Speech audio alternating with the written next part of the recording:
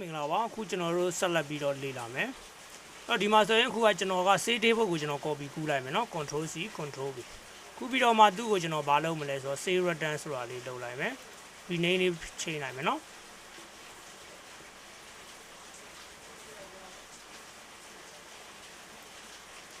IT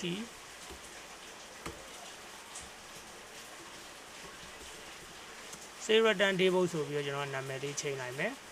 အဲ့ဒီကောင်လေးကိုကျွန်တော်ဖွင့်လိုက်မယ်ဒီမှာဆိုတော့သူက query ကတော့ auto ပါပြီးသားထွက်မှာပေါ့နော်အဲ့တော့ enable contact ဆိုတဲ့အားလေးပဲ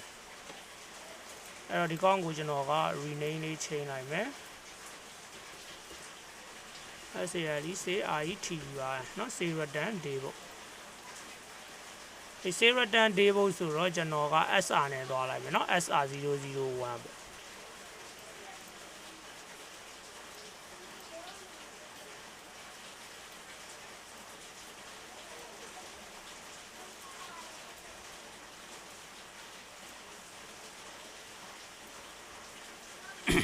ဟုတ်ကဲ့ပါကျွန်တော် save လိုက်မယ်နော်အဲ့ဒါပြီးတော့ကျွန်တော် query လေးဖွင့်မယ် data တွေက open query နော်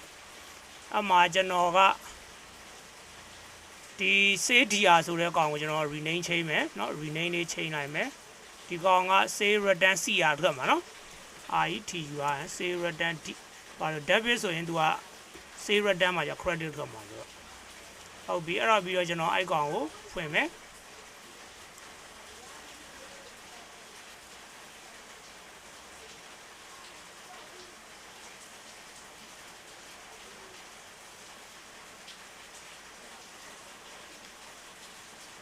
ဖွင့်ပြီးတော့ကျွန်တော်က okay เนาะဒီ set account ဆိုတဲ့ဟာเนาะ set account ကဒီ add column ဆိုတဲ့ဟာတယ်เนาะ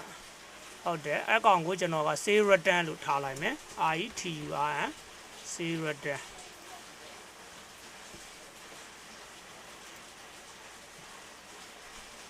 ဟုတ်ပြီဒီကောင် credit เนาะ credit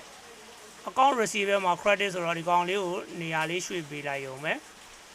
အဲ့တော့ပြီးတော့ဒီကောင်ကိုကျွန်တော်ကနာမည်လေးချိန်လိုက်မယ်DBID debit 1လို့ပဲထားလိုက်မယ်เนาะပြီးတော့မှဒီကောင် credit ချိန်ပြီးမှအဲ့ကောင်လေးကိုပြန်ချိန်မယ် CREDID credit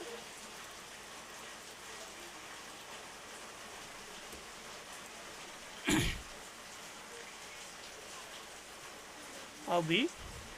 အဲ့ account receiver မှာ credit save return မှာ debit ပေါ့เนาะအဲ့လိုပုံစံထွက်မှာအဲ့ဟုတ်ပြီအဲ့ဆိုဒီကောင်ကရပြီအဲ့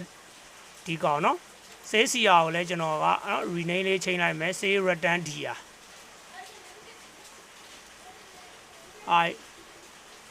ITUR save return dr ဆိုပြီးချိန်လိုက်မယ်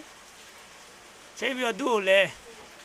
အဲ့လိုပဲဒီကเนาะ main account ဆိုတဲ့ဟာဒီမှာ add column ဆိုတဲ့ဟာလေးเนาะဒါလေးကို save return ချိန်လိုက်မယ် ITUR save return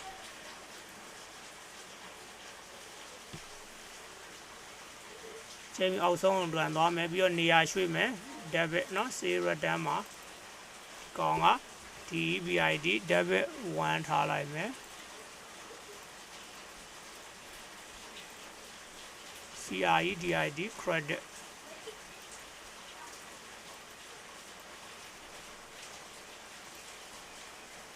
ဟုတ်ပြီအဲ့တော့ရပြီအဲ့လိုပဲဒီကောင်တွေကလည်း opposite ပဲထွက်မယ်ကျွန်တော်တို့ကเนาะ rename လေးချိန်လိုက်မယ်ဒီကောင်က dr save return save return dr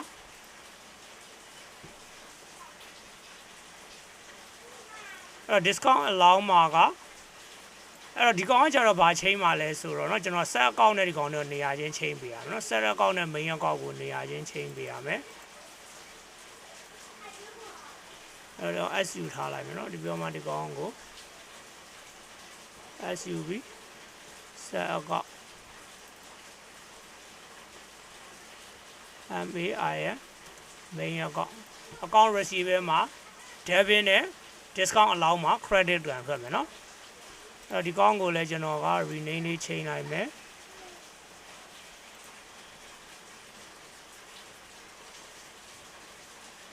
ITUR เนาะ save return ကောင်က CR ထွက်မယ် CR ဆိုတော့အမောက်ကတော့တူတူပဲတော့ဒီကောင်ကိုကျတော့နေရာလေးချိန်လိုက်မယ်ကောင်က main account ထွက်မယ်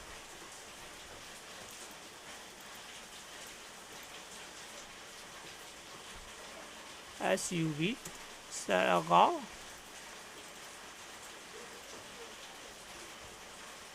MAIN main အကောင့်ဟုတ်ပြီအဲ့တော့ဒီเนาะဒီလဲကြ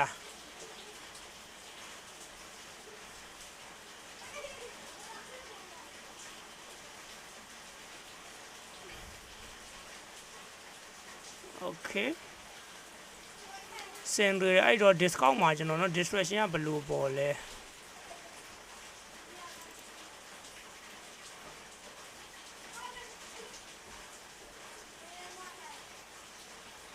distraction ဒီမှာဆိုလို့ရှိရင် distraction က a column ကဒီကောင်းတယ်ဒါမဟုတ်ဘူး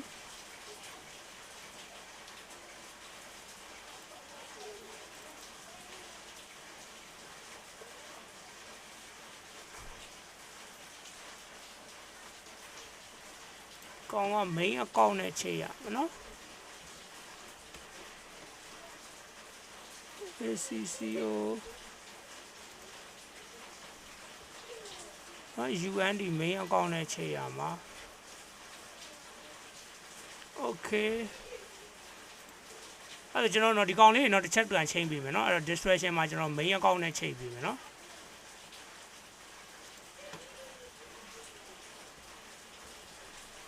ACCO UND main account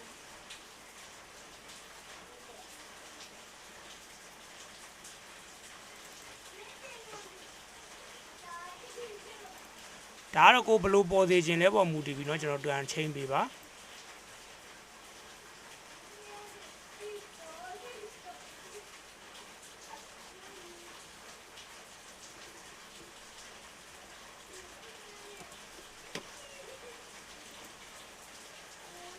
ACCO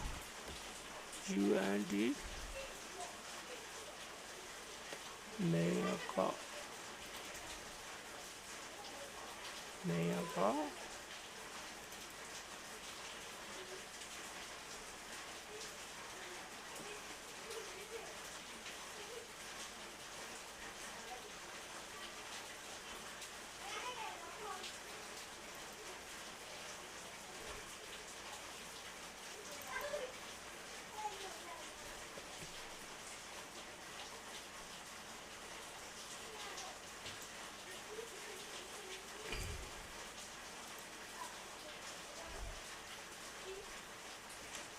Okay เนาะဒါတော့မိမိ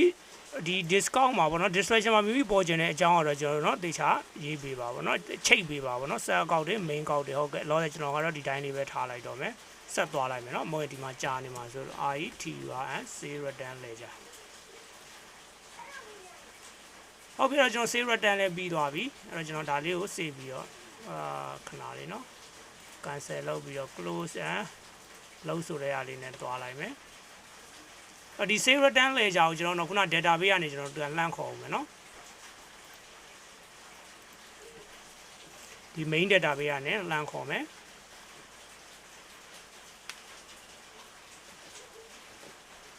အဲ့တော့ကျွန်တော် data တွေကိုသွားမယ်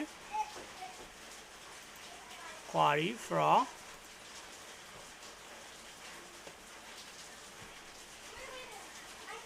အဲ့တော့ကျွန်တော်ကဒီမှာ desktop ပေါ်ကเนาะ account ဒီ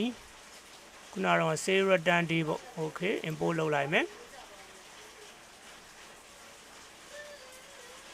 save return ledger ဆိုတဲ့အားလေးเนาะ account လေးကိုကျွန်တော်က load ဆိုပြီးတော့လမ်းခေါ်လိုက်မယ်ဒီကနေ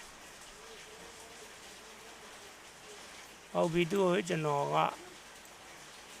ဟုတ်ဘယ်ရောက်သွားတော့ဒီမဲ့เนาะဒီကောင်းကိုကျွန်တော်က rename လေးပေးလိုက်မယ် SRDB ပေါ့နော် SRDB လို့ပေးလိုက်မယ်ပေးပြီးမှကျွန်တော် general ledger ထဲမှာကျွန်တော်ထပ်ပြီးတော့ appendix သွားလုပ်မယ်နော် appendix ထပ်လုပ်မယ်အဲ့ကောင်လေးကို